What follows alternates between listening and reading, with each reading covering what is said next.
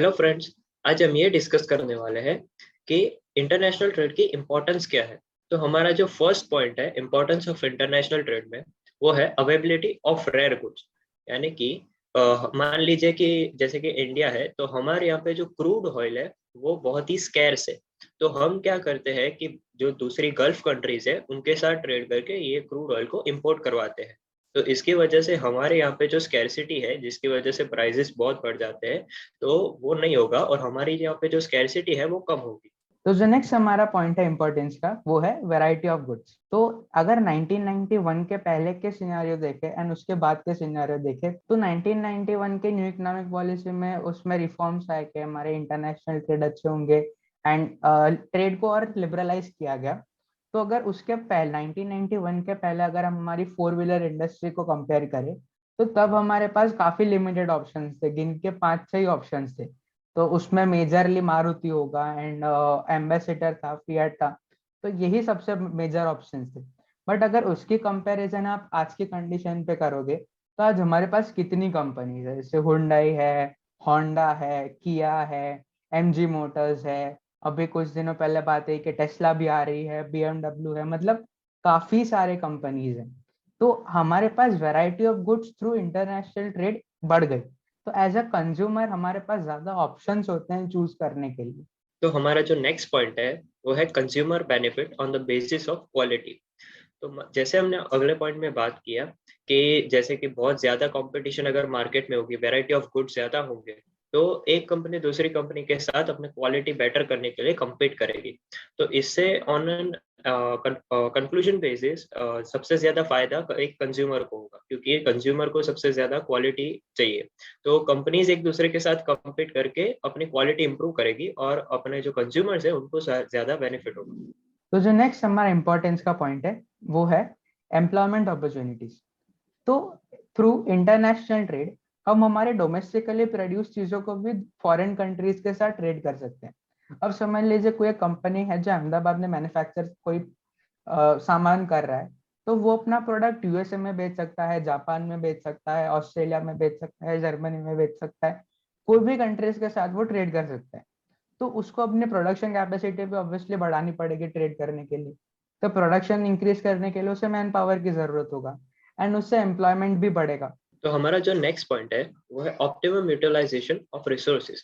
तो अगर कोई कंपनी है उसको अपने एक्सपोर्ट्स ज्यादा बढ़ाने हैं, तो उसके लिए उसके पास जो भी रिसोर्सेज है उसको ऑप्टिमली यूटिलाइज करना पड़ेगा। यानी कि उसको अपने जो भी रिसोर्सेज है उसको एकदम परफेक्ट वे में अलोकेट करना पड़ेगा। तो जो नेक्स्ट हमारा पॉइंट है, वो है एक्सपेंशन ऑफ मार्केट। तो समझ लीजिए कोई कंपनी है जो अहमदाबाद में एक पर्टिकुलर प्रोडक्ट प्रोड्यूस करती है एंड इस सिनेरियो में हम इंटरनेशनल ट्रेड नहीं कर रहे। तो वो अपने गुड्स समझ लीजिए दिल्ली वाले में किसी के साथ ट्रेड करती है, मुंबई के साथ ट्रेड करती है, बैंगलोर के साथ ट्रेड करती है।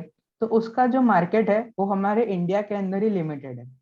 बट समझ लीजिए अगर इंटरनेशनल ट्रेड हो रहा है, तो वही बंदा अपना गुड हर एक कंट्री वर्ल्ड में किसी भी कंट्री के साथ ट्रेड कर सकता है। अब समझ लीजिए वही अपना गुड यूएसए भी भेज सकता है, जापान भी भेज सकता है, ऑस्ट्रेलिया भी भेज सकता है, किसी भी कंट्री के साथ ट्रेड कर सकता है। तो इंटरनेशनल ट्रेड के थ्रू जो कंपनीज है उनका मार्केट काफी ज्यादा बढ़ जाता है। तो हमारा जो नेक्स्ट पॉइंट है वो है technological progress and economic development. तो अगर हम इंडिया की बात करें, तो इंडिया कंपेयर टू जापान और कई और यूरोपियन नेशंस के तरह टेक्नोलॉजिकली एडवांस कंट्री नहीं है। तो हम उतने ज्यादा टेक्नोलॉजिकल एडवांस इक्विपमेंट्स जो होते हैं वो प्रोड्यूस नहीं करते। तो हम क्या करते हैं कि हम जापान या फिर कोई और यूरोपियन कंट्रीज है उनसे टेक्नोलॉजिकल एडवांस इम्प्रूव इक्विपमेंट्स हम इंपोर्ट करते हैं। तो इससे क्या होता है कि हमारे पास ज्यादा एडवांस टूल्स टेक्निक्स होती है, तो हमारा प्रोडक्शन है वो इन द एंड बढ़ जाता है। और जब प्रोडक्शन बढ़ता है तो ये पूरा चेन होता है कि एक्सपोर्ट्स बढ़ते हैं, प्रॉफिट्स बढ़ते हैं, तो इससे in the end economic development भी होगा। तो जो नेक्स्ट हमारा पॉइंट है, वो है decrease in scarcity and control the inflation. तो इस पॉइंट को समझने के लिए बेस्ट एग्जांपल होगा रेमडेसिविर मेडिसिन का, जो कोविड के ट्रीटमेंट पे यूज हो रहा था। तो जो सेकेंड वेव आया था कोविड का, तो उसमें रेमडेसिविर जो मेडिसिन है उसकी डिमांड काफी ज्यादा बढ़ गई थी। बट उसके सामने उतनी ज्यादा सप्लाई नहीं थी। तो ऑब्वियसली प्राइसेस काफी ज्यादा इंक्रीज हो गए थे। तो उसके कुछ महीनों बाद गवर्नमेंट ने रेमडेसिविर मेडिसिन जो है वो दूसरे कंट्री से भी इंपोर्ट करना चालू कर दिया। तो ऑब्वियसली डिमांड जो थी उसके सामने सप्लाई भी इंक्रीज हुई, एंड सप्लाई जब इंक्रीज हुई तब ऑब्वियसली कॉस्ट रिड्यूस होगी। तो गवर्नमेंट ने जो स्केर्सिटी थी वो कम कर दी, एंड जो इन्फ्लेशन था उस पर्टिकुलर गुड के प्राइस में वो भी कम कर दिया। तो इंपोर्ट्स के थ्रू हम कोई पर्टिकुलर चीज के लिए अगर स्केर्सिटी है, समझ लीजिए जो हमारे कंट्री में गुड नहीं है या गुड्स की शॉर्टेज हो गई है, एंड हम वही गुड कोई दूसरे कंट्री से इंपोर्ट करके हमारे यहाँ प्रॉब्लम सॉल्व कर सकते हैं। तो हमारा जो नेक्स्ट पॉइंट है वो है इनकम फॉर द गवर्नमेंट। तो जब भी कोई गुड्स एक्सपोर्ट होता है तो उसके बदले में गवर्नमेंट को इनकम होती है, तो इससे हमारे जो फॉरेन रिजर्व्स है वो बढ़ जाते हैं। और जब भी कोई गुड्स का इंपोर्ट होता है तो उस पर भी काफी ज्यादा टैक्सेस और ड्यूटीज लगाई जाती है, तो उससे भी कुछ हद तक गवर्नमेंट को इनकम जनरेट होती है।